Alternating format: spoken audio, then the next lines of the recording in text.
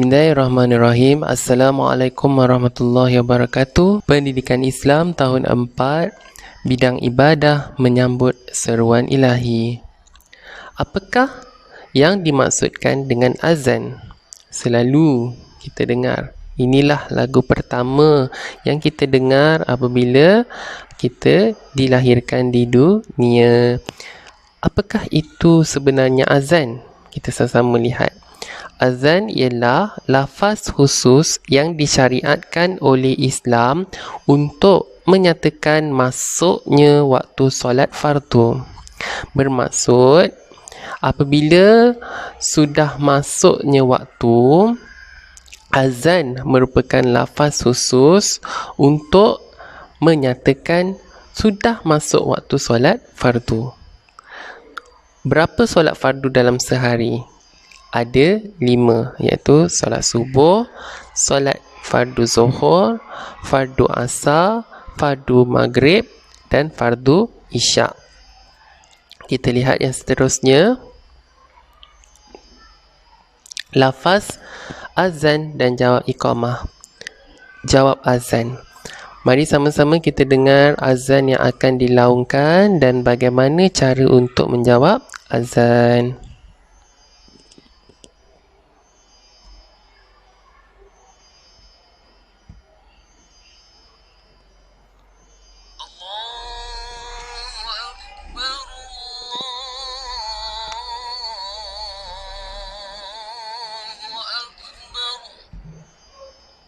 Kita jawab, Allahu Akbar, Allahu Akbar.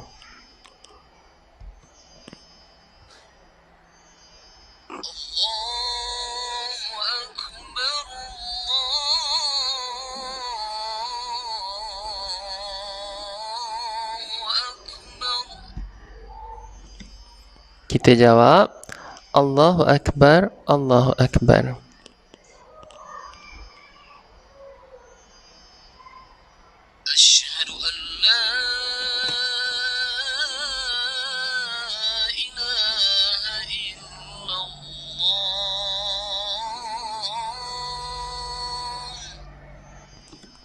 Kita jawab, Asyhadu an la ilaha illallah.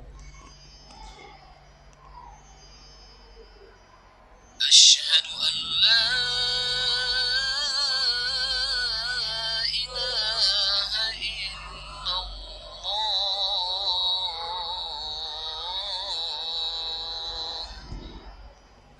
Kita jawab, Asyhadu an la ilaha illallah.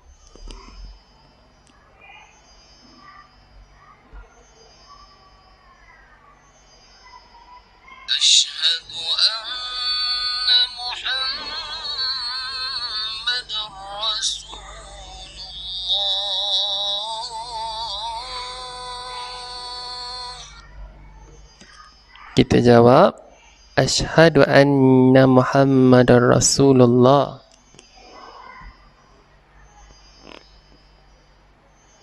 Asyhadu anna Muhammadar Rasulullah.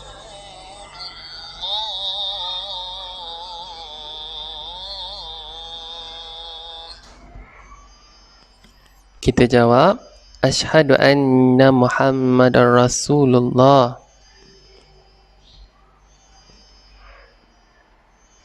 Hayya 'alas salah.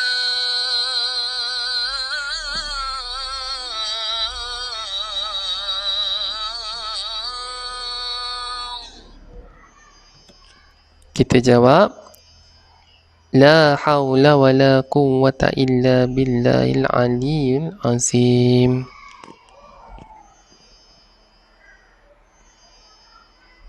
Hayya 'alas salah.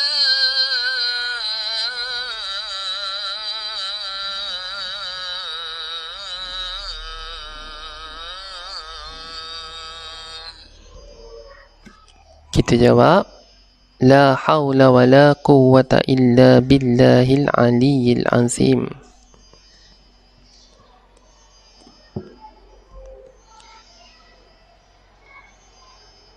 Hayya 'alal falah.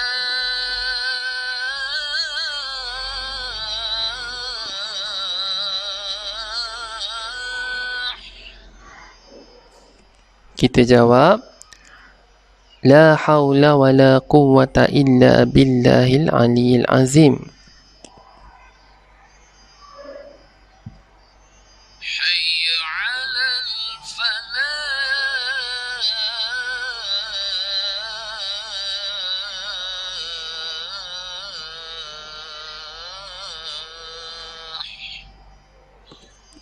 Kita jawab, la haula wa la quwwata illa billahil aliyil azim.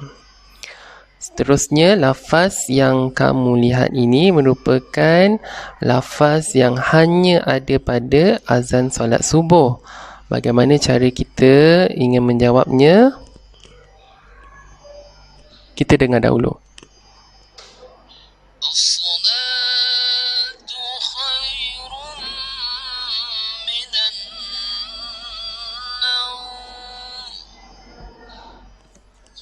Kita jawab, sadaqta wa bararta.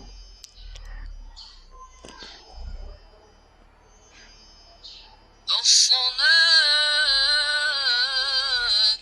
خير من النوم.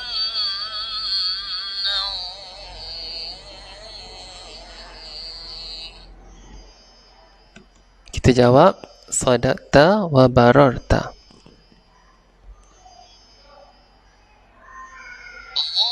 الله أكبر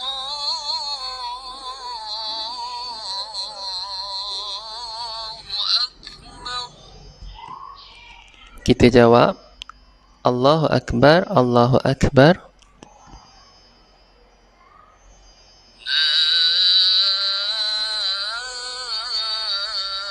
إله إلا الله.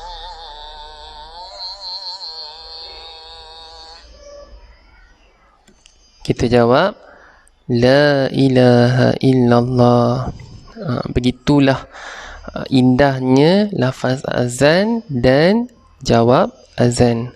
Kita lihat pula apakah yang dimaksudkan dengan iqamah. Iqamah ialah lafaz yang disyariatkan oleh Islam yang diucapkan bagi menyeru umat Islam mendirikan solat. Bermaksud, bila kita dengar sahaja iqamah, itu adalah seruan umat Islam untuk mendirikan solat. Okey, kita teruskan lagi. Lafaz iqamah dan jawab iqamah. Mari sama-sama kita lihat lafaz iqamah dan jawab iqamah. Allahu Akbar, Allahu Akbar. Kita jawab, Allahu Akbar, Allahu Akbar. Asyhadu an la ilaha illallah. Kita jawab, asyhadu an la ilaha illallah. Asyhadu anna Muhammadar Rasulullah. Kita jawab, asyhadu anna Muhammadar Rasulullah. Hayya 'alas salah. Kita jawab, la haula wa la quwwata illa billahil aliyil azim. Hayya 'alal falah. Kita jawab, la haula wa la quwwata illa billahil aliyil azim. Qad qamatis salah. Qad qamatis salah. Apa yang perlu kita jawab bila kita dengar lafaz iqamah ini? Kita jawab, aqamahallahu wa adamaha. Saya ulang, aqamahallahu wa adamaha. Allahu Akbar, Allahu Akbar. Kita jawab, Allahu Akbar, Allahu Akbar. La ilaha illallah. Kita jawab, la ilaha illallah. Ada perbezaan antara azan dan iqamah. Azan nyaring, lebih nyaring daripada iqamah. Dan saya nak tanya awak semua, azan dulu ataupun iqamah dahulu? Betul, azan dahulu. Kita lihat pula yang seterusnya. Apabila kita melaungkan azan, orang tersebut dinamakan sebagai muazzin. Melaungkan iqamah juga dipanggil sebagai muazzin. Jadi ada adab sebelum kita lihat. Yang pertama, menghadap ke arah kiblat. Okey, adab-adab ini yang akan menyempurnakan azan dan iqamah kita. Sekiranya dilakukan, bermaksud kita akan mendapat pahala kerana kita menjaga adab tersebut. Seterusnya, kita lihat yang kedua ialah suci daripada hadas kecil dan hadas besar. Iaitu kita mestilah bersih daripada hadas kecil dan hadas besar. Adab yang seterusnya pula ialah dilakukan secara berdiri. Kita lihat pula adab semasa azan. Yang pertama ialah memalingkan muka ke arah kanan pada lafaz Hayya 'alas salah. Kita palingkan muka kita ke arah kanan sambil menyebut perkataan Hayya 'alas salah. Seterusnya, yang kedua, memalingkan muka ke arah kiri pada lafaz Hayya 'alal falah. Kita palingkan muka kita ke arah kiri sambil menyebut lafaz tersebut. Adab yang ketiga ialah menyebut kalimah azan 2 kali. Seterusnya, kita lihat pula adab semasa azan. Yang seterusnya iaitu at-tathwib, iaitu menyebut as-salatu khairum minan naum sebanyak 2 kali semasa azan subuh sahaja. Seterusnya, at-tarji' yang bermaksud menyebut kalimah asyhadu an la ilaha illallah dan asyhadu anna muhammadar rasulullah secara perlahan sebelum melaungkannya. Dan seterusnya, kita lihat pula adab selepas azan dan iqamah. Apa adabnya? Yang pertama, berselawat ke atas Nabi Muhammad SAW. Yang kedua, berdoa. Dan seterusnya, kita lihat apakah adab semasa azan dan iqamah bagi orang yang mendengarnya. Yang pertama ialah diam dan menjawab azan dan iqamah. Bila azan maupun iqamah, kita mesti diam. Itulah sebaik-baik adab. Yang seterusnya, kita lihat pula adab selepas azan dan iqamah bagi orang yang mendengar, semestinya lah berdoa. Baiklah, mari sama-sama kita teliti doa menjawab azan dan iqamah di bawah. Mudah-mudahan kita dapat amalkan. Bismillahirrahmanirrahim. Allahumma rabba hazihi da'wati tammah wassalatil qa'imah ati sayyidina Muhammadanil wasilata wal fadilah ati sayyidina Muhammadanil wasilata wal fadilah wasyarafa wad darajatal 'aliyatar rafi'ah wab'asu maqaman mahmudanil ladzi wa'adtah innaka la tuhliful mi'ad. Ini adalah doa yang selalu kita lihat apabila ada azan maghrib di TV1. Dan kita selalu juga baca apabila kita berada di sekolah agama petang. Dan apabila kita tengah belajar masa sekolah pagi, kita dengar azan Zuhur pun kita baca bersama-sama. Baiklah, murid-murid, apakah kepentingan azan dan iqamah? Penting kepada agama kita. Kerana yang pertamanya ialah inilah syiar Islam. Bila kita dengar azan berkumandang di sesuatu tempat, bermaksud orang yang beragama Islam ramai di tempat tersebut. Jadi di Malaysia ni, alhamdulillah, di mana-mana sahaja kita mendengar laungan azan. Jadi kita mesti bersyukur dengan nikmat tersebut. Seterusnya yang kedua ialah makluman masuk waktu solat fardu. Beruntunglah sekiranya kamu mendengar azan. Itulah nak memaklumkan kepada kamu telah pun masuk waktu solat fardu. Bila dah dengar azan tu, apa yang perlu kita buat? Kita mestilah mempersiapkan diri kita untuk melakukan solat. Ambillah wudu dan dirikan solat. Seterusnya, yang ketiga, seruan kepada muslimin untuk bersegera solat berjemaah di masjid atau di surau. Ini sebaik-baiknya kita melakukan solat secara berjemaah, mendapat pahala berlipat-lipat kali ganda daripada solat sendiri. Berapa kali ganda pahalanya?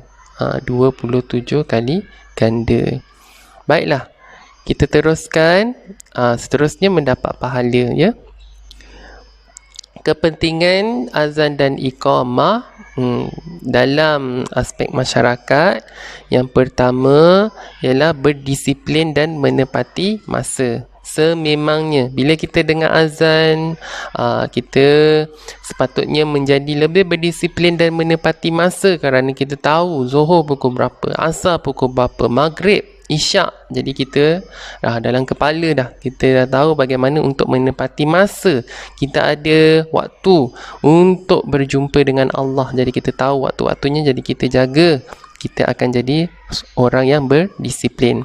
Seterusnya yang kedua ialah bersatu padu dan saling memahami. Azan ni dapat menyatukan umat, kerana dengan azan orang semua akan hadir ke masjid. Itulah penyatuan umat berlaku bila kita bersama-sama menghadap Allah dalam keadaan berjemaah, sujud rukuk bersama-sama. Dan seterusnya, kepentingannya dalam masyarakat iaitu sentiasa mengingati Allah. Azan itu kita ingat Allah. Okey, jadi seterusnya kita lihat kegunaan azan selain daripada solat. Kita cuma tahu azan ni untuk solat sahaja, tapi sebenarnya azan ni ada banyak lagi dia punya kegunaan. Jadi kita lihat apakah yang pertama, kegunaannya ketika musibah. Musibah yang bagaimana? Katakanlah rumah terbakar. Jadi apa yang perlu dibuat? Kita berikhtiar, selain daripada panggil bomba, kita laungkan azan. Bila kita laungkan azan, sebab azan itu insya-Allah, ya, Allah akan tolong kita dalam cara yang bagaimana kita serah kepada Allah Ta'ala. Yang kedua, apa dia? Meredakan ketakutan.